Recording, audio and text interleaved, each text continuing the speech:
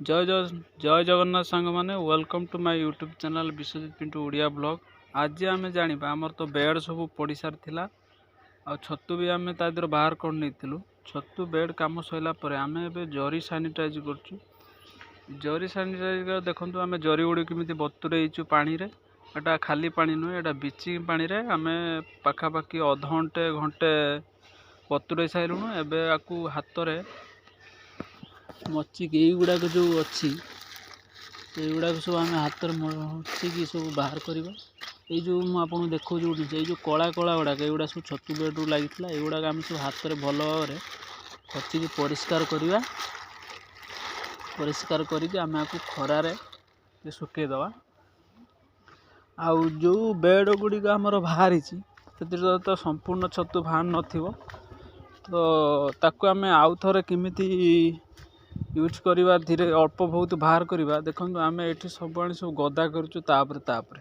गदा कर सारापर आम मोटर द्वारा कौन कर बेड गुड़िक सब भेदेचु जहाद्वारा कि या द्वारा अल्प एटा वर्षा दिन तो वर्षा भी हम कि वर्षा हो गले आउ पानी स्प्रे करा पड़ेनि जदि आउ थे कि सुखिला जना पड़े ताने आम पानी स्प्रे करवा आ जहाँ एतर बाहर थी बेड उपर बेड नदेले से कौन हम ना जो ऊपर बेड बाहर कि न बाहर किंतु मझीरे जो लाइनटा जो बेड उपर बेड थुआई आम तीन तीन टा बेड थुईचु मझी बेड गुड़ाक छतु बाहरी पड़ो कहीं ये देखो आहरी माइसिलम अच्छी देखे दूसरी माइसिलम ये देखो माइसिलम आहरी अच्छी तो ये आहरी छतु बाहर तो आपण नड़ा गुड़ी फोपाड़ू ना ये देखो मुझे देख दूसरी छतु बाहरी आम फोपाड़ी देखो तो ये छतु बाहर कम से कम जदि आपणकर 3 ରୁ 4 किलो छतु बाहर निहाती भाव में आपणकर जो इलेक्ट्रिक बिल खर्चटा उठी जाई पारिबो तो यहीपरी आपण मैंने भी यूज करें आउ थे नड़ा को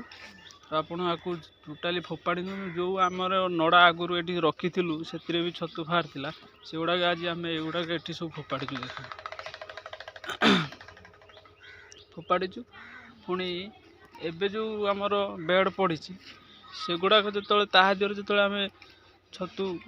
संपूर्ण भाव में तोली नबू अमल हो सारापर ये बेड गुड़ा कौन करूँ सेटू फोपाड़ी दबू से बेड गुड़ाक आसी एठी रही बेड कंडीशन देखिए आम पानी स्प्रे करिया जब वर्षा हो आम पानी स्प्रे करानी